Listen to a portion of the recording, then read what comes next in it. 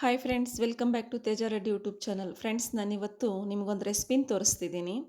ಅದು ಬಾಣಂತಿಯರಿಗೆ ಯೂಸ್ ಆಗೋದು. ಅದಕ್ಕೆ ಬೇಕಾಗಿರೋ ಪದಾರ್ಥಗಳೇನೇನು ಅಂತ: ಕಾಳುಮೆಣಸು, ಸಾಸಿವೆ ಕಾಳು, ವಾಮು, ಬೆಳ್ಳುಳ್ಳಿ, ಕರಿಬೇವಿನ ಸೊಪ್ಪು, ಕಡಲೆಪಪ್ಪು, ತೊಗರಿಬೇಳೆ, ಒಣಮೆಣಸಿನ್ಕಾಯಿ, ಉಪ್ಪು ಇಷ್ಟು. ಇದನ್ನ ಒನ್ ಬೈ ಒನ್ ಸ್ಲೋ ಫ್ಲೇಮಲ್ಲಿ ಹುರ್ಕೋಬೇಕು. ಎಲ್ಲ ಹುರ್ಕೊಂಡು ಪೌಡ್ರ್ ಮಾಡ್ಕೋಬೇಕು. ಇದು ತುಂಬ ಯೂಸ್ಫುಲ್ ಆಗುತ್ತೆ ಬಾಣಂತಿಯರಿಗೆ, ನಿಮ್ಗೆಲ್ರಿಗೂ ಗೊತ್ತೇ ಇರುತ್ತೆ. ಬೆಳ್ಳುಳ್ಳಿ ಎಷ್ಟು ಇಂಪಾರ್ಟೆಂಟ್ ಬಾಣಂತಿಯಲ್ಲಿ ಅಂದರೆ, ಹಾಲು ಇಲ್ಲದೆ ಇರೋ ತಾಯಿಗಳಿಗೆಲ್ಲ ಹಾಲು ಕೂಡ ಉತ್ಪತ್ತಿ ಆಗುತ್ತೆ. ಇದು ತುಂಬ ಒಳ್ಳೆ ರೆಸಿಪಿ. ಯಾರಿಗಾದರೂ ಗೊತ್ತಿರಲ್ಲ, ಯೂಸ್ ಆಗುತ್ತೆ ಅಂತ ನಾನು ಮಾಡಿ ತೋರಿಸಿದ್ದೀನಿ. ನಿಮಗೇನಾದರೂ ಗೊತ್ತಿದ್ದರೆ ನೀವು ಯಾವ ಥರ ಮಾಡ್ತೀರಾ ಅಂತ ನನಗೆ ಕಾಮೆಂಟಲ್ಲಿ ಹೇಳಿ.